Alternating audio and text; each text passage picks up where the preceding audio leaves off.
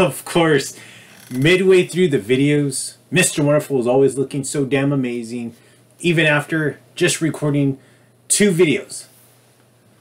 The light, even through this darkness that falls upon me, that light still shines bright on greatness. And I know you beautiful people out there, oh, the fellas, and those beautiful ladies, oh, that get my heart pumping, my cheerleaders, thank you for coming into the FC Sneaker Factory, because you know what? This is the fucking place you gotta be. Oh, because we are talking about sneakers all the time. Sneaker profiles, FLOYD's pickups, shorts, oh, those beautiful reels on Instagram. FLOYD is constantly delivering you greatness when it comes to himself and when it comes to him appearing on camera, right? I'm never letting you down when it comes to that. The hair, the skin, the smile, the fit, the total package, constantly delivered to you. And since I'm talking about the fit, let me go ahead and stand up for you, because I am rocking. I am wearing. I'm trying to get away from that rocking because I continue to hear myself as I listen to my videos. I am wearing that vintage Salem Jordan tee right there. You got Scotty right there, and I still don't know who the hell that is. Vintage tee though, looks great. I'm rocking. I am wearing that nice Nike woven shorts. I'm casual. I'm relaxing at home. I'm relaxing with you beautiful people, and I hope you're doing the same, because it is summertime currently when I'm recording these. So I'm chilling, right? I'm chilling, wanting to drop some profiles, wanting to drop some Jordans before your beautiful eyes out there, before the YouTube airwaves.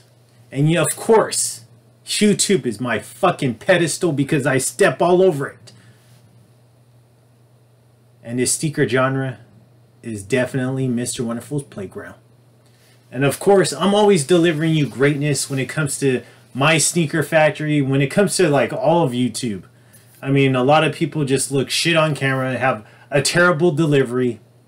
But of course, Mr. Wonderful knows how to cut those fucking amazing promos and deliver you greatness in that 4K fashion. So the doors are open. The doors are open to the FC Sneaker Factory for you beautiful people to go ahead and come on in. And let's go ahead and open this book up, because I am the author of this book. And I am continuing to write my pages in the fucking YouTube history. And we are on Sneaker Profiles 233. And we are talking about the Air Jordan 14. So in case you missed the past 2 videos, where the hell have you been at this whole time? Take your ass, go back and watch those 2 videos. Because first of all, I started off this segment, the Air Jordan 14 segment, with the Hyper Royal, amazing shoe. The most recent shoe that I picked up as far as the Air Jordan 14 goes. Then I hit you with that classic, right? The shoe that probably people already forgot about. The Air Jordan 14, the Indigo. Now I've opened those beautiful books up and those beautiful doors up to the FC Sneaker Factory to bring you this greatness in front of me to my right. Now let's go ahead and talk about this, because we are talking about Sneaker Profiles 233. Just like I mentioned on the Indigo review, the Indigo profile, we're going to get the other same exact box. But this one's actually a little bit more crispier than that Indigo box. But let's take a look. It's still shit though. It's still a shit box. I can't believe Jordan was putting these shoes in this type of box. But we are talking about that all black box. Nothing to it. You do have that 23 hit right there, but nothing to it. You do have that green, that gold Jumpman right there, the gold Jumpman on the top, but just really nothing going on with the box. Oh, but this was an eBay pickup, so the person actually put his receipt in the box, because at this time I was purchasing, pretty much purchasing all my Jordans on eBay during this time. I was not going through StockX for any of these purchases. I honestly, I don't even think I knew what StockX was during this time. I don't even know if StockX was around this time. But let's take a look at the label though, because that's the most important thing. Let's take a look at that, because that's where the money is. So we are looking at the Air Jordan 14 Retro, white, black, oxidized green, and I can't see that word, but in that beautiful size 10.5. Let me see if I can read that word. It is LGND blue, and then the retail price on this one was $190. Okay, good amount of money. But I want to say I paid below retail because honestly these shoes were going for like the absolute low, which I was very happy about because these shoes definitely take me back to my youth, right?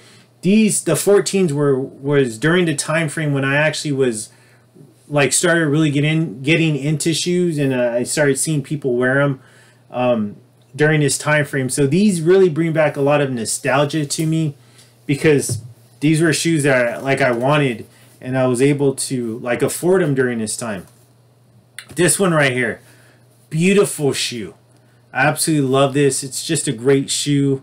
And let me go ahead and go into the history of the shoe, of course, because I'm going to engrave this fucking information into your head so you guys can just spit it off whenever you guys need to. But I am bringing you the Air Jordan 14. Oh, let me start all over. Sneaker profiles 233, the Air Jordan 14 oxidized green. So the Air Jordan 14 was originally released back in was originally released in 1998. It was based off the Ferrari 550M, a Tinker Hatfield design. And the Ferrari 550M was, or is, maybe currently, at that time, Michael Jordan's favorite car. Beautiful car, if you've never seen it. So this shoe, though, this shoe was actually right here. The original oxidized green was actually released back in February of 1999. So this was like, I want to say this one came out first, and then after that was the indigo green. That one came out.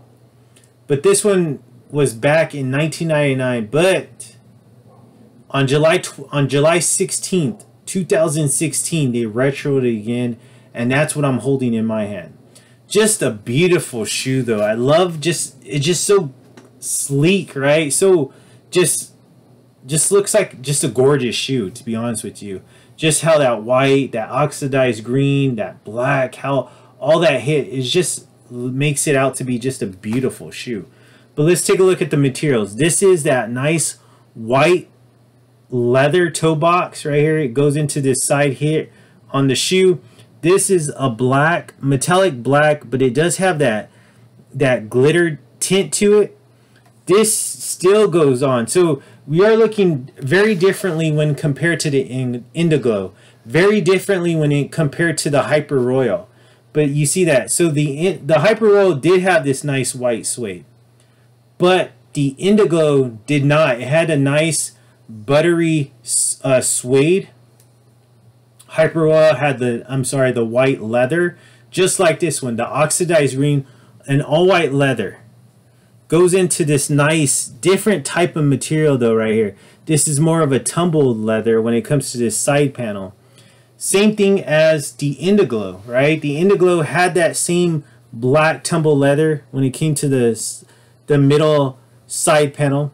Right here though, this is all that nice white smooth leather. I love that, the black medallion, but inside you do have the oxidized green going on with that black Jumpman. Right here, this black metallic midsole in that hard plastic, but does have that glitter tint. This is that hard plastic, not that carbon fiber shank plate that the Hyper Royal had. Black outsole, which is gorgeous because now I'm able to wear this a lot faster than what I would wear the Hyper Royal, but I did wear the Indigo, so very proud of myself on that. Now moving towards the rear, this is a nice tumble leather just below this smooth leather in all in white. Right here you see that oxidized green going on right there, the nice black outsole, but giving that tire tread for the Ferrari. This right here, black rubber. This is a white Jumpman. The 23 is in that oxidized green. Black fabric right here. This is all that nice rubber. So basically mimicking the tire and the tread. Now let's take a look at the rear, or the medial side. So it is a lot different, right, than the lateral side. Just like we saw with the Hyper Royal and the Indiglo. Different, but you do have more of that beautiful tumble leather right here. All on that side panel. Just above that though is that nice white smooth leather. But you have this oxidized, this black, but it does have like a greenish tint to it. So that's beautiful. I even forgot to point out too, this definitely is black, but it also has a green tint to it as well. But right here, medial side, a nice oxidized green hit. Beautiful black but green tint to it. Same thing with this hard rubber or hard plastic. Black with a green tint to it. A nice vent for the insole. And then more of that nice white leather right here. Black with that glitter tint. Black hit right there when it comes to the midsole. Outsole white. Midsole white midsole. But it's all broken up in that black right there. Great job on that. I love the front part though. Look at that. Black exposed outsole. Nice black laces. We'll get into that right now. So here we go. Look at that.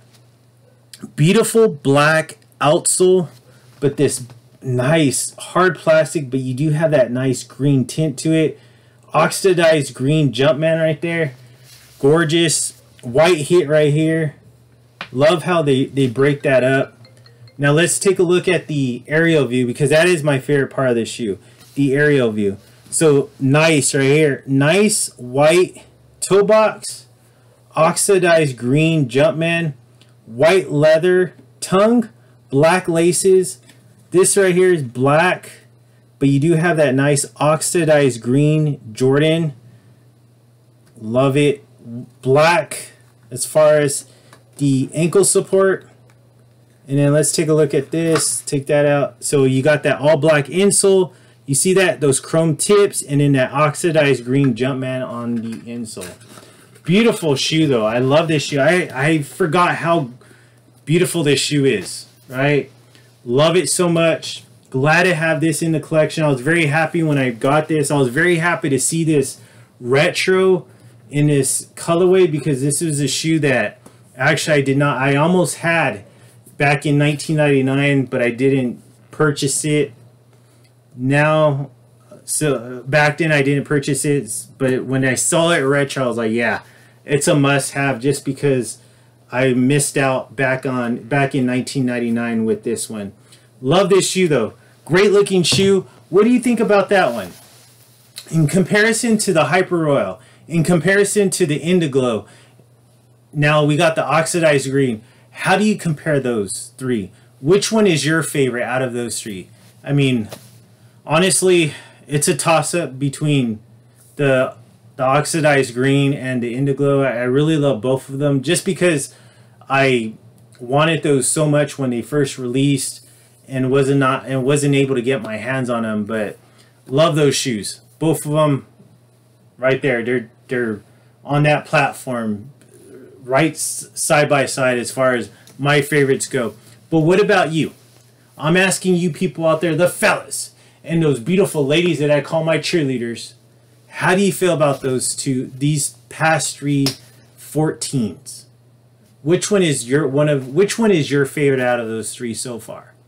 Drop a comment down below. I would like to know that, because you know what? The book is shut on this one, on Sneaker Profiles 233. But in a couple of days, we'll be doing it all over again for the last 14 in my FC Sneaker Factory that I'm about to deliver before you. So just sit tight. But in the meantime, you'll be getting that beautiful short tomorrow. So go ahead and check that short out when it comes to this beautiful shoe. You are all beautiful people out there, because you know why? Because you're tuning in to this fucking channel. And I appreciate each and every single one of you. With those doors about to shut in front of your faces, you don't have to go home, but you have to get the hell out of the FC Sneaker Factory. But I'll see you in a couple days. You know what? I just got off the phone with one of the beautiful ladies right now. She called me because she was wanting to know what I was up to. But as I hung up the phone, she whispered, she said those beautiful words. Mr. Wonderful Floyd. Oh, even over the phone. You are too. Damn.